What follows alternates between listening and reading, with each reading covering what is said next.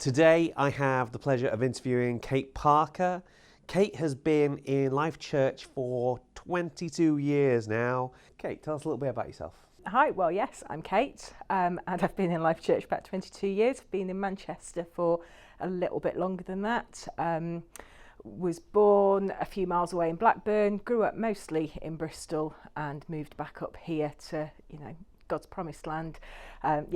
Sort of 25-ish years ago. That's awesome. So where in that journey do you meet Jesus? I met Jesus in Bristol.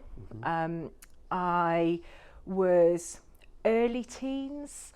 I'd gone to a secondary school that none of my peer group had gone to. I think there was one friend from primary school. So I had to make friends pretty quickly. And I fell in with what my parents would have told you at the time was the wrong crowd, because it was the Christian crowd. So I would go to the Christian Union, I would go to the youth group that the church that most of them went to on a Friday night, and then occasionally on a Sunday morning I'd be invited along, and that got a little bit more regular. And around that time, I just want to say, I had an amazing childhood. There's sort of no sob story or difficult story here at all. But around that time, early teens, it's sort of when you start navel gazing a little bit, isn't it? And my mum had been quite ill for a while. She had a really bad back, and actually on and off through my childhood, she'd been really poorly with a bad back. My dad had been in hospital for a little while. And so I guess I was just kind of thinking, there's got to be something a little bit more to life than just what's going on around me. And I started questioning things, and I had these friends who went to church, and various things happened, and one night I just thought, yeah, actually this is the way I want to go. And so I became a Christian, told my parents, and that I wanted to be baptized. They were horrified. I mean, I can't even begin to tell you. They got the pastor of the church round to have a big argument with him about the fact that he was brainwashing me. And actually they came to church one Sunday because they wanted to be able to have some evidence to present to me about how this cult was really bad. Was it a legit church, or was it a bit culty? Oh, it's completely legit. Right, Absolutely legit. Very much like Life Church. Right, okay. And I remember going out to youth group this time that my parents came, and walking back in at the end of youth group, or sort of after the sermon, and there were loads of people around my parents, and I just thought, oh good grief, what have they done? Like everyone is just always embarrassed by their parents, and I was no different. And actually what had happened was that God had healed my mum, who had barely been able to walk for probably 6 months. And so I now do come from a Christian family.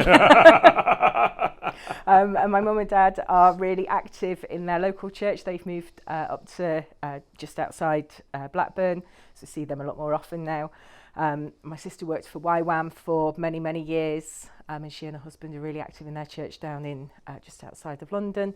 And obviously I've been part of Life Church for 20 odd years. That is awesome. So what's your job at the moment? At the moment I work for an organisation, and my job title means nothing. I like to say that I'm a crocodile wrestler. Yeah. That's not what I am. No. Should just leave it there. Let's not spoil the illusion for people. What I'm getting at is, how does your faith affect the job that you do now? So I can see in my life that I have been really blessed. God has made some very specific promises to me, I believe, but also there are loads of promises in the Bible, and I've benefited from those, which has been great.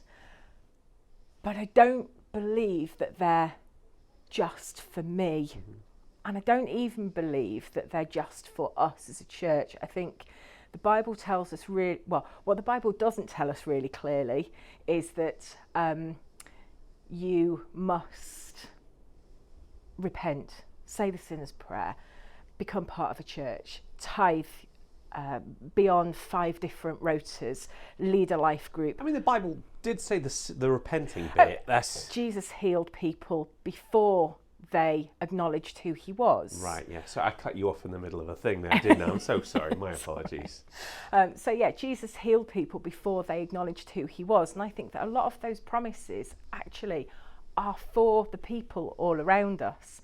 And I'm really, really fortunate in that my job allows me to be part of God's plan in keeping those promises to the wider community, and I get paid to do it. I mean, what's not to like about that? Suck, does it?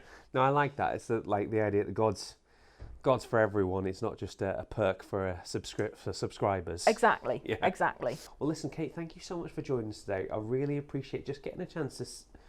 I mean, most of the time when I see you, you're just flying in, being awesome, and then flying out again. So it is wonderful to get a sense of what you're doing when you're not doing that. Thanks.